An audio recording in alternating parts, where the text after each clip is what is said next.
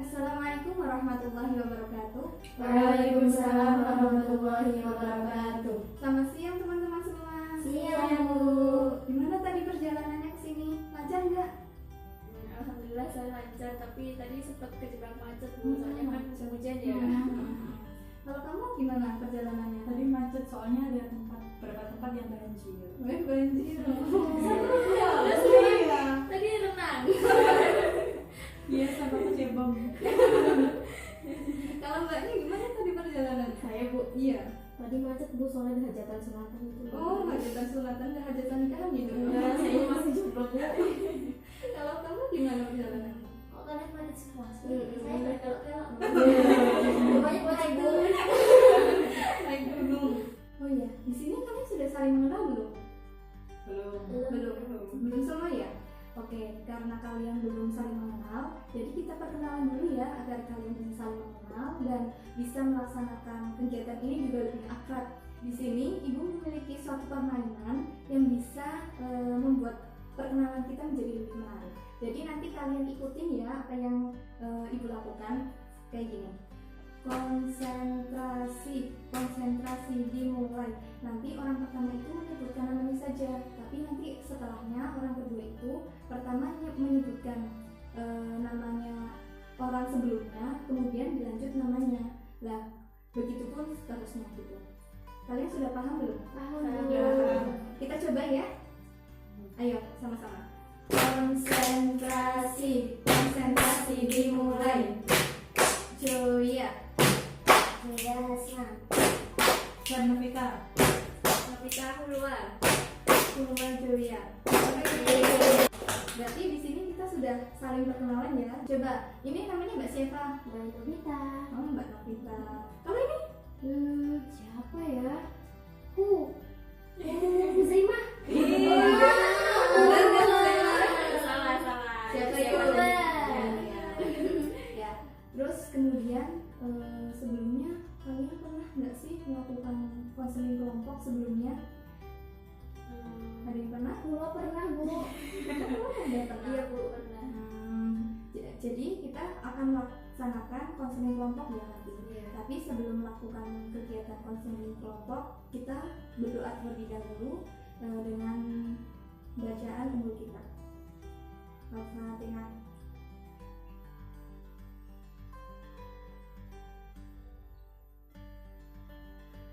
Ya, tadi katanya Mbak Purwa pernah itu ya melaksanakan konseling kelompok ya. Selain Mbak Purwa ada lagi nggak yang sudah pernah melaksanakan konseling kelompok? Pernah dengar sih, Bu. Pernah dengar? Jadi sudah tahu dong konseling kelompok itu apa, Mbak Purwa? Iya, udah tahu, Bu. Apa itu? Kalau sepengetahuan saya, konseling kelompok itu ya kita melakukan konseling tapi dengan cara berkelompok. Jadi di situ kita ada banyak anggota gitu, Bu, di dalamnya. Iya, benar sekali. Kalau kamu gimana? Ya tadi sama seperti bahwa gitu. Cuma di sini kalau konseling kelompok berarti permasalahannya diselesaikannya secara berkelompok. Ada lagi yang mengetahui? Benar sekali apa yang dikatakan oleh Mbak Purwa dan juga Mbak Novita ya. Kalau konseling kelompok itu yaitu proses konseling tetapi dilakukannya itu secara berkelompok. Jadi di sini ada anggota yang mengemukakan masalahnya, kemudian nanti kita bahas sama-sama dan kita cari solusinya bersama-sama melalui dinamika kelompok ini. Seperti itu. Nah, selain dari pengertian konseling kelompok, kalian tahu nggak sih tujuan dari konseling kelompok itu apa? Ada yang tahu nggak? Memecahkan masalah, Bu. Iya, benar sekali. Terus ada yang tahu lagi nggak? Nggak tahu. Mungkin saya, Bu. Apa? Kalau dari pengertiannya bisa jadi antara anggota kelompok itu bisa berkomunikasi dengan baik mungkin, Bu. Benar sekali apa yang dikatakan oleh Mbak Purwa dan juga Mbak Samsia. Dapat bintang ya, Bu. Jadi konseling kelompok itu bertujuan untuk memecahkan masalah dan juga bisa memberikan Memperbaiki komunikasi memperbaiki komunikasi antar kelompok, juga bisa meningkatkan kemampuan kita dalam bersosialisasi ataupun berkomunikasi seperti itu. Selain dari tujuan dari konseling kelompok juga memiliki asas-asas. Ada yang tahu nggak sih asas-asas dari konseling kelompok? Ada yang tahu? Apa sih? Layu. Apa ya? Coba jawab ya, Bu. Nggak apa-apa. Kalau nggak salah mungkin adanya asas keterbukaan. Iya, benar sekali. Salah satunya ada yang itu. Ada yang tahu lagi? Saya Bu. Apa? Sekarang Besok. asas kenormatifan Bu. Oh iya, oke. Benar sekali. Salah satunya ada itu juga. Ada yang tahu lagi? Ada yang tahu? Asas kesukarelaan. Iya, semuanya udah pada tahu ya. Di sini asas-asas konseling kelompok itu seperti yang disebutkan teman-teman, ada asas keterbukaan, asas kesukarelaan, asas kenormatifan, dan asas kerahasiaan. Maksud dari asas kerahasiaan ini di mana kalian itu tidak boleh membocorkan informasi apapun yang kalian dapatkan di sini. Jadi informasi tersebut hanya boleh diketahui oleh anggota kelompok yang ada di sini. Jadi kalian tidak boleh loh membocorkannya kepada orang lain selain dari anggota kelompok ini. Nah, kemudian yang kedua itu keterbukaan. Jadi kalian itu bisa mengungkapkan masalah yang kalian sedang alami, yang sedang kalian hadapi tanpa perlu merasa takut bahwa masalah kalian itu bocor ke orang lain, karena seperti kasus pertama ini, karena sifatnya rahasia, jadi semuanya itu akan menjaga rahasianya. Kemudian yang ketiga itu ada asas kesukarelaan. Jadi kalian mengikuti konseling kelompok ini itu dengan sukarela, tidak ada paksaan dari siapapun seperti itu. Kemudian yang terakhir itu ada asas kenormatifan. Maksudnya itu ketika kalian dalam melakukan konseling ini itu menggunakan tata cara seperti kalian dalam menyampaikannya itu harus sopan. Ketika kalian memberikan saran itu pun harus dengan bahasa yang baik seperti itu. Nah, di sini kita akan melakukan konseling kelompok ya.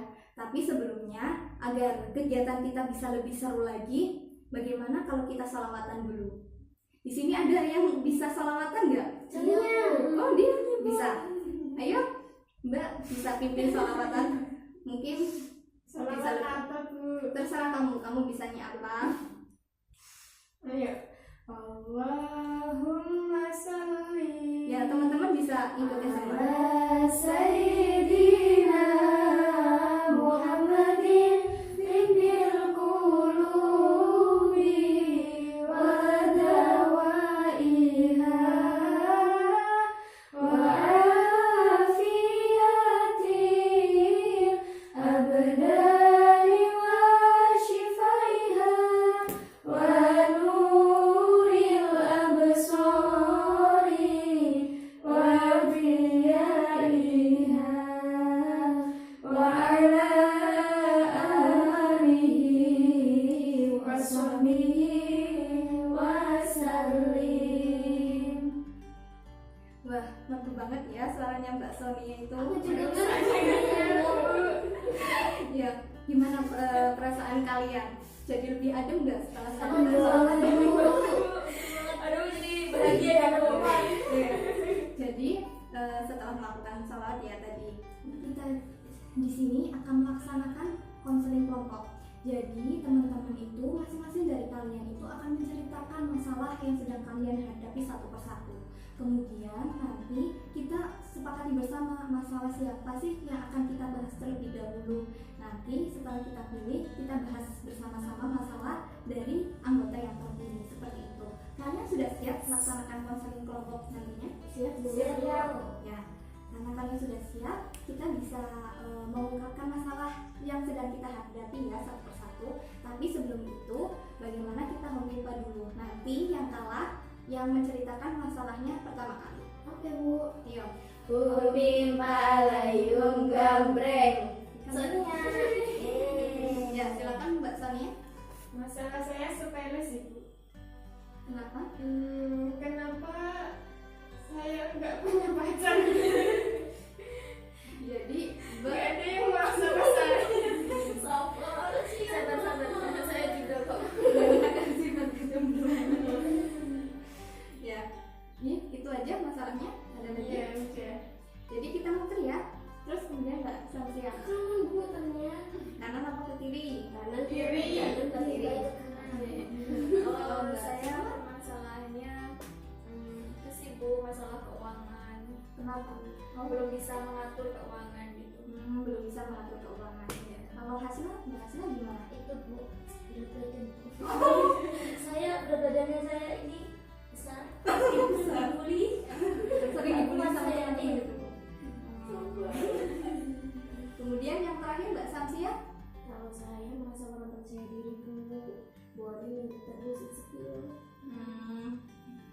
masalah dengan itu ya, perendahan diri ya. Kemudian menurut kalian permasalahan siapa dulu sih yang akan dibahas? Saya tidak usah sih, tidak begitu penting. Siapa? Kita sepakati bersama-sama permasalahan siapa yang akan kita bahas. Keuangan, Bu. Keuangan. Gimana menurut kalian? Iya, berat sih. Kamu setuju? Iya. Berarti keuangan dulu ya. Ya, Mbak Hula bisa menceritakan lebih lanjut tentang permasalahan yang sedang Mbak Hula hadapi. Iya, jadi saya mempunyai permasalahan mengenai keuangan sih Bu. Saya itu kan orangnya boros, terus juga belum bisa membedakan antara mana yang kebutuhan, mana yang keinginan. Apalagi kalau saya sudah terlanjur buka Shopee, nah itulah banyak godaan, saya nggak bisa mengontrol. Padahal kan ya gimana ya, namanya saya kan kuliah, terus juga banyaklah kebutuhan yang lebih utama sebenarnya yang harus saya dahulukan. Cuman gimana, belum bisa mengontrol diri gitu Bu. Kalau lihat barang apa yang pengen saya miliki itu langsung saya beli. Nah itu kayak akhirnya gitulah mengaruh banget, mengaruh lah sama kondisi keuangan saya. Apalagi saya kan masih minta sama orang tua, saya itu belum bisa bekerja, belum bisa lah menghasilkan uang. Jadi ya gimana ya, saya bingung untuk mengatur keuangan saya. Terus saya juga pernah sama sekali saya nggak punya uang tuh karena uang saya tuh ya segitu saya gunakan untuk belanja yang sekiranya kurang kebutuhan banget gitu loh. Ya, jadi Mbak Hula ini memiliki masalah tidak bisa mengatur keuangannya, belum bisa mengatur keuangannya. Ya, menurut kalian bagaimana sih solusinya? Mungkin dari kalian bisa memberikan solusi untuk Mbak Hula. Siapa yang Menurut saya hapus saja aplikasi Shopee. Nanti kalau kamu butuh yang sekiranya butuh banget, kamu nebeng di teman gitu. Gimana Mbak Hula? Apakah sudah puas? Tega nggak hapus aplikasinya? Nggak tega, soalnya juga saya pernah sih ngapus aplikasi Shopee, tapi akhirnya Nggak kuat. saya download lagi. Mungkin ada solusi lain. Saya Bu, mungkin saran dari Mbak Sonia itu cukup bagus, cuman saya punya saran yang lebih baik. Gimana Mbak Hula? Kalau menurut saya, Mbak Hula mungkin bisa menulis daftar list. Jadi bisa dikelompokkan mana kebutuhan yang paling penting dan kebutuhan yang hanya keinginan. Nanti daftar keinginan itu ya bisa nanti setelah ini sudah terpenuhi seperti itu. Iya. Gimana Mbak Hula? Jadi Mbak Hula itu membuat list-listan barang apa sih yang menurut Mbak Hula itu lebih penting untuk dibeli gitu. Mungkin ada tambahan lagi, gimana Mbak Hasna? Mungkin dari saya banyak harus beli tabungan. Biar bisa nabung gitu ya. Gitu ya. Gimana? Iya ya. Ya cukup lah Bu, nasihat dari teman-teman, saran dari teman-teman untuk bisa memotivasi saya bisa lebih hemat juga gitu. Iya. Masalah mengatur keuangan itu memang sulit ya. Jadi Mbak Hula itu seperti yang disarankan oleh teman-teman itu, seperti yang dikatakan Mbak Samsia, mungkin Mbak Hula bisa buat list-listan dulu barang-barang apa sih yang sekiranya paling penting untuk dibeli terlebih dahulu seperti itu, sehingga bisa lebih terperinci. Selain dengan membuat daftar list-listan untuk membeli mana sih barang yang lebih penting, selain itu Mbak Hula juga bisa melakukan perubahannya secara perlahan ya. Kalau Mbak Hula tidak bisa melakukan perubahan untuk bisa lebih hematnya secara langsung, Mbak bisa melakukannya dengan bertahap. Misalnya seperti yang disarankan oleh Mbak Sonia, Mbak Hula bisa menghapus aplikasinya terlebih dahulu. Mungkin pertamanya emang sulit ya. Terus setelah itu Mbak Hula bisa menyediakan tabungan agar bisa menyimpan uang jajan Mbak Hula disisihkan untuk ditabung seperti itu. Karena ya Mbak Hula, dalam agama kita juga kita tidak dianjurkan ya untuk melakukan penggorosan ya, seperti dalam Al-Qur'an ya yang berbunyi seperti ini. Innal mubadzirina kanu ikhwana syayatin wa kana syaitanu li rabbihi kafura, seperti itu. Jadi orang yang bertingkah laku boros itu saudaranya setan. Nggak mau kan Mbak Hula kalau jadi temannya setan? Nggak mau. Ya, jadi di sini kita sudah itu ya bisa menyelesaikan dari permasalahannya Mbak Hula seperti itu. Iya. Gimana setelah ini kita melakukan permainan lagi. Jadi nanti kalian ikut ikutin ya apa yang ibu praktekkan seperti ini.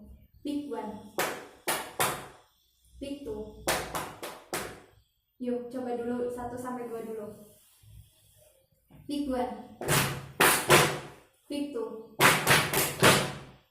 Kalau ketiga itu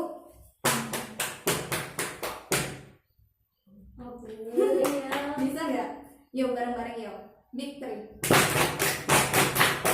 Nanti ada yang salah seperti ini.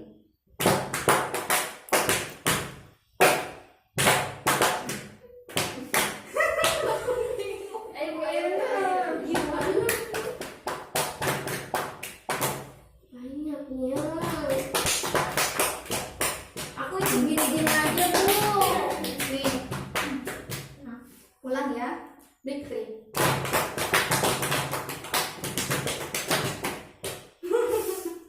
Gimana?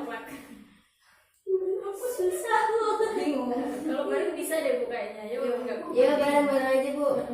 Dari awal ya. Ya. Pick 1, pick 2, pick 3.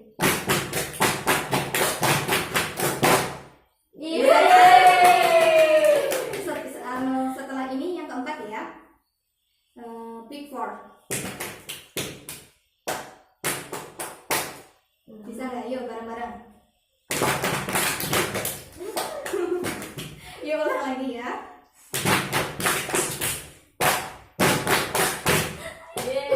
Bisa nggak? Bisa nggak? Udah bu. Lagi ya. Pick 4.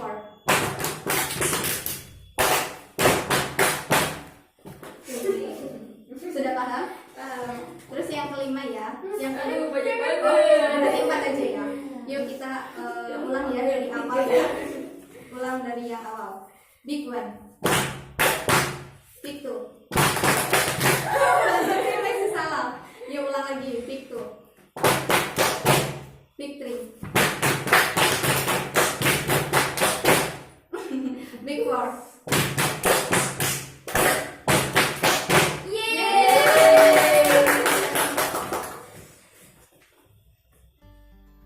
Karena di sini permasalahan dari Mbak Hulwa kita sudah bisa menemukan solusinya, jadi kita bisa mengakhiri proses konseling ini ya.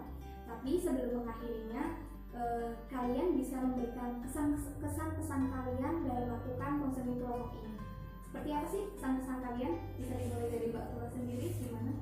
Kalau saya senang bu, apalagi di sini saya juga mendapat teman baru ya, Iya, jadi benar menambah sekali. persaudaraan gitu.